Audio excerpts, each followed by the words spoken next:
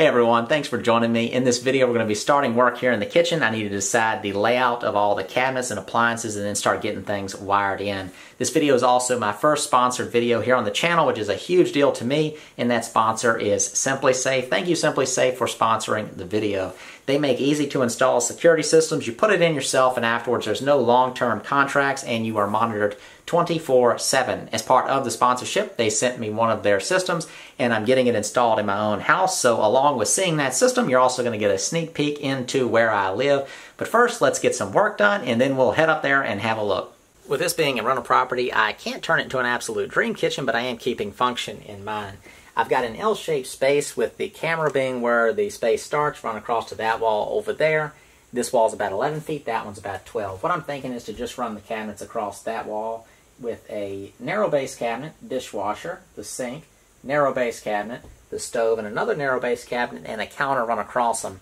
With the refrigerator being right here where the camera's at, that gives me about a 5-foot space to work with. What I've decided I want to do here is to do a breakfast bar that would stick off maybe a foot or so and give space for 2 stools. That is going to open up the center of this floor if somebody wants to use a small kitchen island, but for those people who just don't really care, it's going to be fine as is. This also will give additional counter space for that person that wants additional counter space for kind of food prep and whatnot.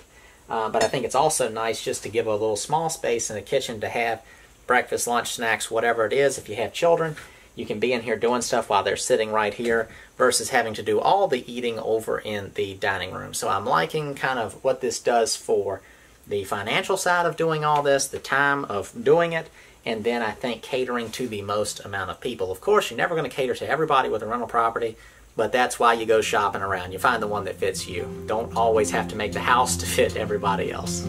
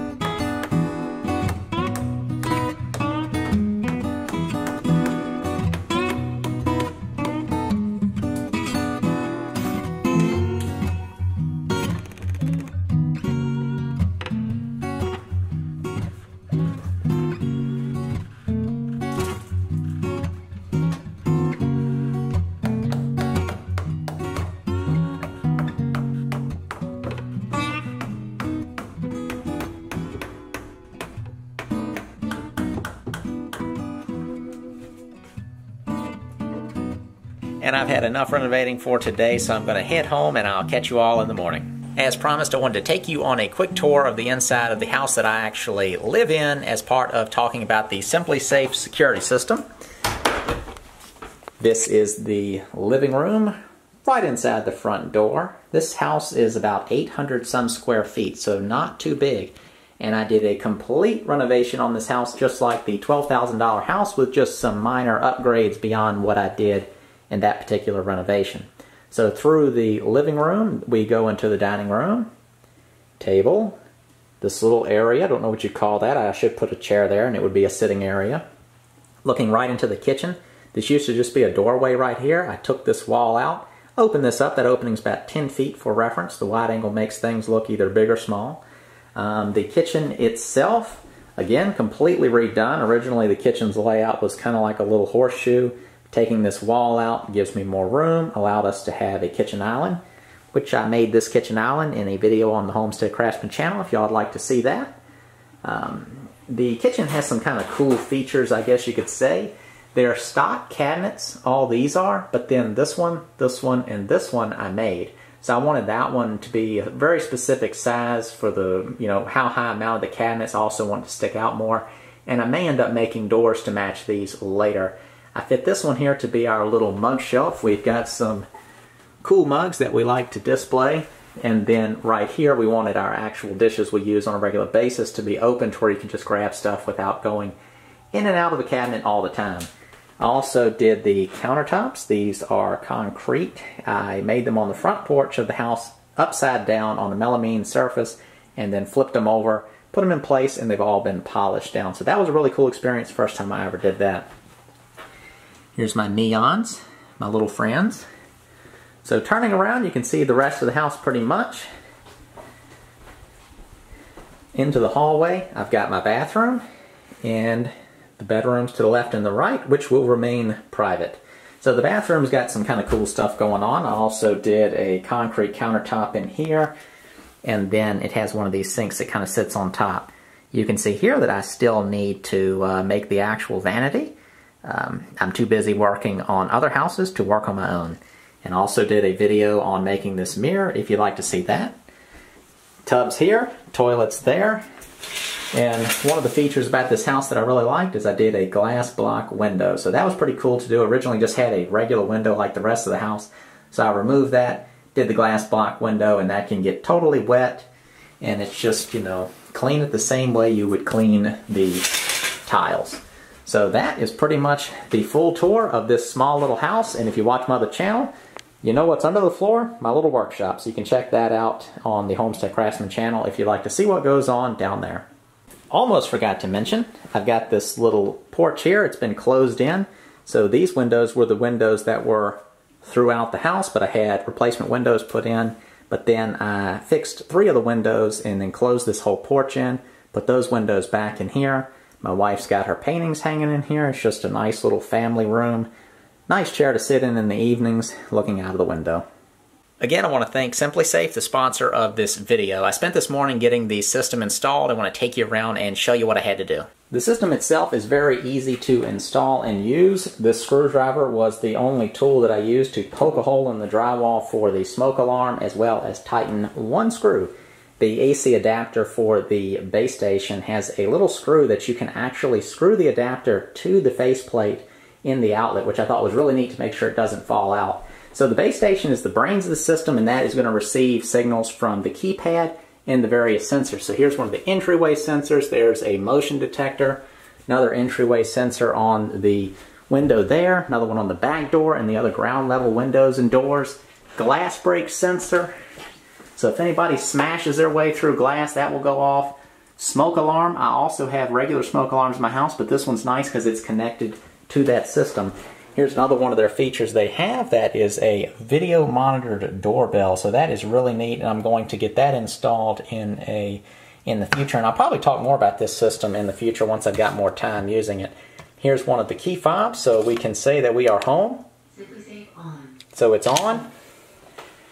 Another motion detector. So another cool thing that they do, I think, is their packaging. Everything is packaged in very slim boxes, but it's all organized. You're not digging through here trying to figure things out because it's right on there what it is. Another one of the things that I have installed is a water sensor, which a washing machine, to me, being a person who fools with houses, being a landlord, is one of the scariest things, because if those hoses were to break, that's a lot of water. It is right down here on the floor, to where if anything happens, that water sensor would detect that water and then let me know.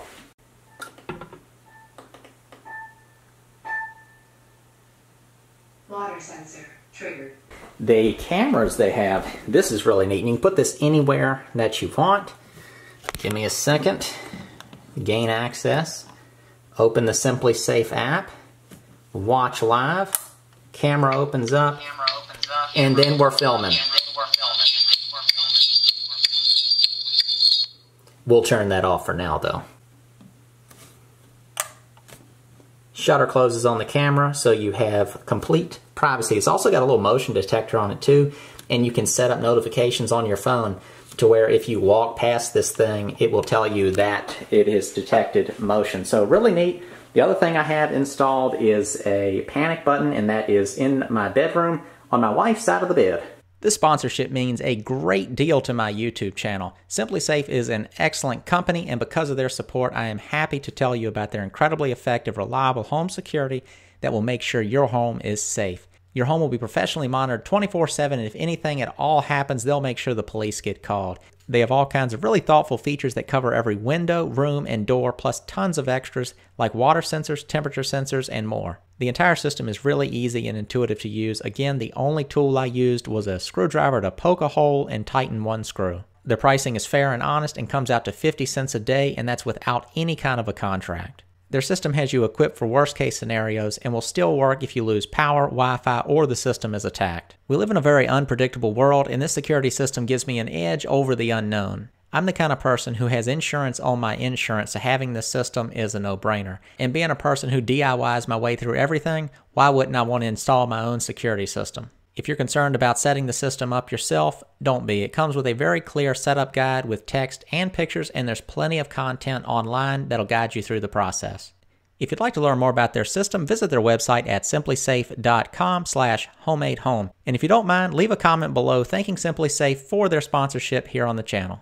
I'm glad y'all stopped by, but we need to get back to work on the renovation. Thanks again to Simply Safe for sponsoring the video. It's going to allow me to stay focused making these videos and stay on pace working on my projects. Let's get back to work.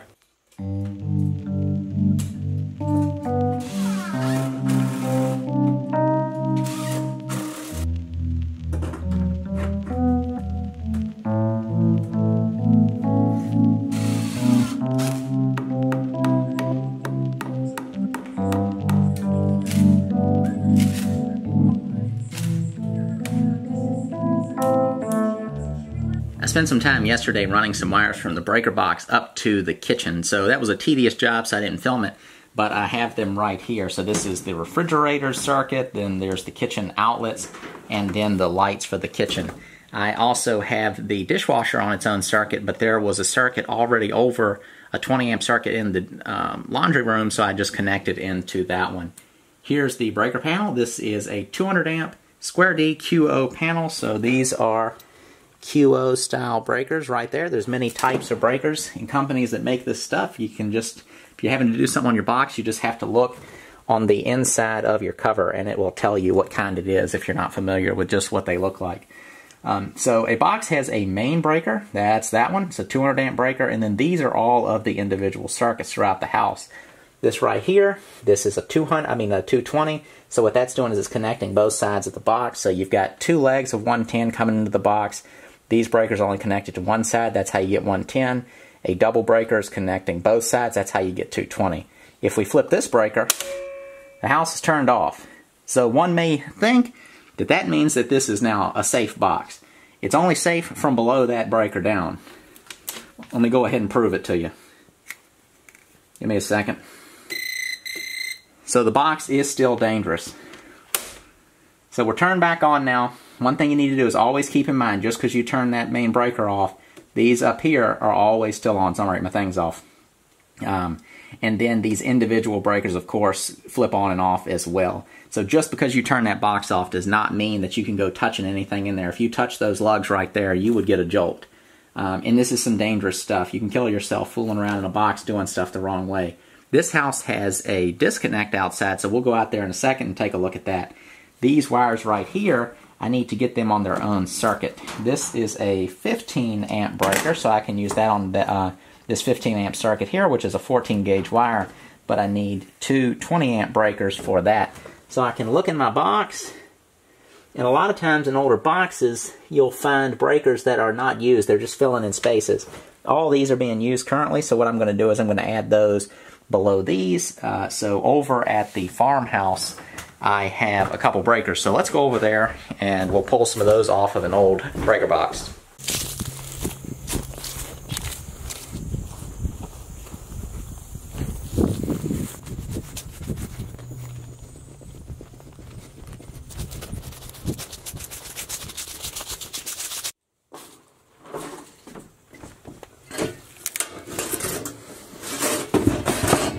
So I'm going to confirm it is what I think it is. You open up the box, QO load center. So that's what we need. And we need a couple 20 amp breakers. We'll take a few. We'll take some of these 15 amps. And then, what else we got here? Just for reference, we got a 40, a double pole 20, another double pole 20, and a couple of 20s, and another 15. When it comes to a lot of stuff in houses, I just have to get rid of it. But things like breaker boxes, when I'm doing renovations, I keep those. All of these wire connectors are handy. This lug right here is handy. All the breakers and the box itself. This box could easily be reused as a sub panel. This is a 100 amp breaker box, so this could be used as a sub panel in a shop or a basement or wherever you needed one. Well, this is all we needed, so let's head back over to the house. This is the meter, and below the meter is the disconnect. I think since this was installed, these bushes have grown up. But you can see, let me get up in there.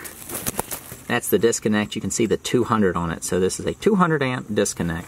So all you have to do to turn power off to this house is flip that. And of course you'd want to go inside and confirm that with one of these, because this could be on the house and somebody could have bypassed it for some weird reason. So basically when you're fooling with electricity, never assume anything. Go ahead and check everything for yourself. And that is even if somebody that knows what they're doing is telling you what to do, still check it for yourself. This is the panel, and you're looking at the side right now. All up in here on this side of the panel down to about here is a lot of wires packed in, as well as up in the top. So I'm going to bring these wires in through the side. For doing that, these right here are the knockouts, and then from there you use wire connectors, which are these right here, and you can see one in the side of the box. So the wire runs through that, and then that clamps the wire in place. So for dealing with knockouts, you guessed it, you knock them out. I'm going to use these two right here. So I'm being careful, the box is on right now. So I'm just gently tapping that in.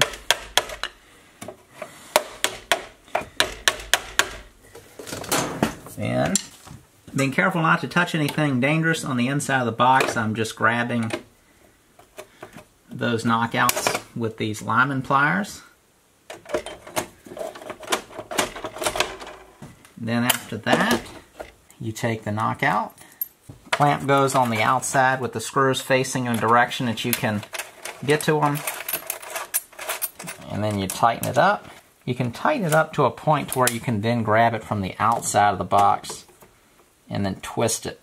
And you don't have to screw around too much on the inside of the box, just by adjusting the position of that nut, like that. Now those screws are sticking straight out. So I'll get the other one in place, then we'll run the wires through them.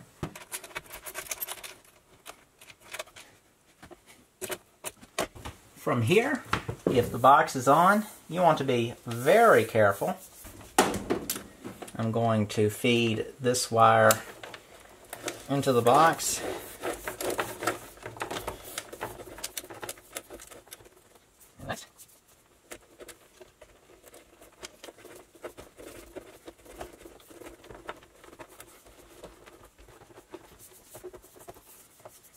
This is an example. This isn't a big deal, but there's a little bit of this wire is exposed. When I'm feeding these wires in, I like them to be snipped all the way down to where there's no chance of me hitting the bare ground wire, because the jacket would give you some protection if you brushed up against something. Okay, so with these wires fed in, now what I'm going to do is I'm going to get them nailed off to the board that the box is mounted to. Then I'll clamp them and strip those wires off.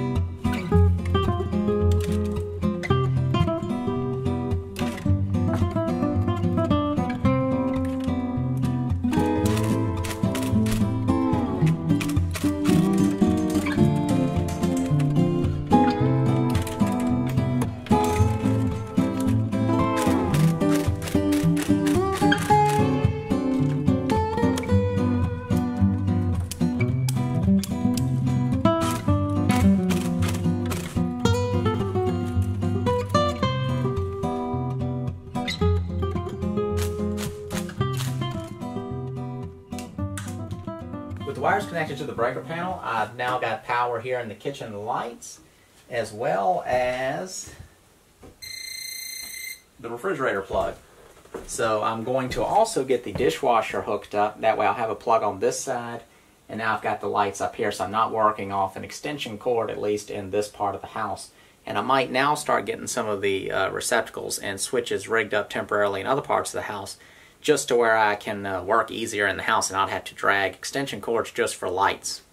When you come in the basement from outside, this room right here that's going to have the washer and dryer in it, this has a concrete slab. Now it's really crude, but it's concrete. When you come into this part of the basement, it's a step up, and this is some sort of a framed up floor of some sort. When you come into the, I'll call this the main part of the basement, the first room in the basement, this too is plywood on some sort of framing. And you can see around the edges this dark stuff, so that's kind of a moldy mess. I think what's going on underneath this wood, this is either built right on the dirt, or it is built on a slab of concrete basically, and it's not letting it dry out, so it's just a nasty mess. So I think I'm just going to tear all this up and see what's under all this, and I may just have some concrete poured in that room and this room. I may even go over this room right here with a little bit more, but I'll probably just leave that just to get a masonry surface back into this basement. That'll be a much drier, nicer thing than trapping moisture up underneath this floor.